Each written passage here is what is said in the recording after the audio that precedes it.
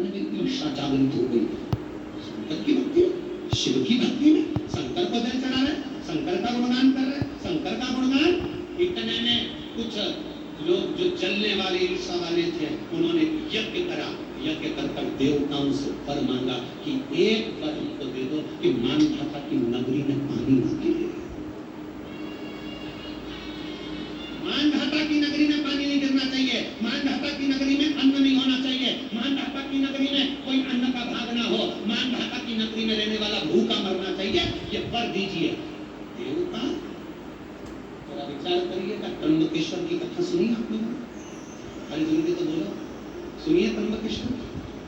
त्र्यंबकेश्वर भगवान की कथा सुनी होगी तो उसमें आया होगा गौतम ऋषि पर गौ हत्या का दोष लगाया, लगाने वाले कोई दूसरे नहीं थे। गौतम बाबा पर गौ हत्या का दोष लगाने वाले कोई दूसरे नहीं थे, वहीं के संत साधु ऋषि व ब्राह्मण जन जिन्होंने गौ माता को गणेश जी को गाय बनाया और गौतम ऋषि के आश्रम में भेज दिया, और गौतम ऋषि के आश्रम में भेजा और गौ माता को गणेश जी को गाय बनाकर भेजकर कहा कि गणेश जी तुम्हें हम गाय बनाकर भेजना और तुम्हें गौ माता बनकर गौतम ऋषि के आश्रम में मरना पड़ेगा, प्राण छोड़ना पड़ेगा। गणेश जी ने कहा ऐसा मत करो, क्यों ऐसा कर रहे हो, बस तुम्हें मरना है गौतम ऋषि के आश्रम में, तुम्हारे प्राण छूटना चाहिए गौतम ऋषि के आश्रम में। और गौतम बाबा के आश्रम में गणेश जी गाय बनकर गए और उनके प्राण छूटे। सारे लोगों ने हाहाकार मचा दिया, ये गौतम ऋषि तो ढोंगी है, इसने ऐसा कर दिया, गौ हत्या का दोष लगा दिया गौतम ऋषि पर। गौतम ऋषि भटकते रहे। तब उनकी धर्म पत्नी ने भगवान ब्रह्मा विष्णु महेश की आराधना करी। तब ब्रह्मा विष्णु महेश 3 शिवलिंग के रूप में प्रकट हो गए और नाम त्र्यंबकेश्वर पड़ गया।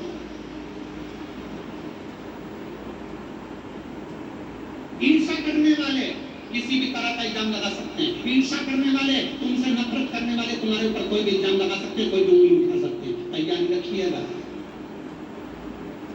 मानधाता की नगरी में पानी नहीं गिरना चाहिए, मानधाता की नगरी में अन्न नहीं होना चाहिए, मानधाता की नगरी में सब भूखे रहना चाहिए, मानधाता की नगरी में एक अन्न का भाग नहीं होना चाहिए, एक अन्न का भाग मानधाता की नगरी में नहीं होना चाहिए।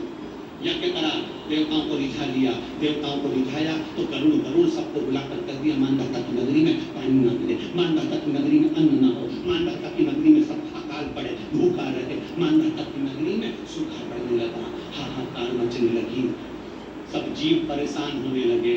राजा मानधाता के पास गए, मानधाता ये नगर के लोग कहाँ जाएंगे, ये नगर के लोग कहाँ जाएंगे, किसके सामने जाकर हाथ फैलाएंगे?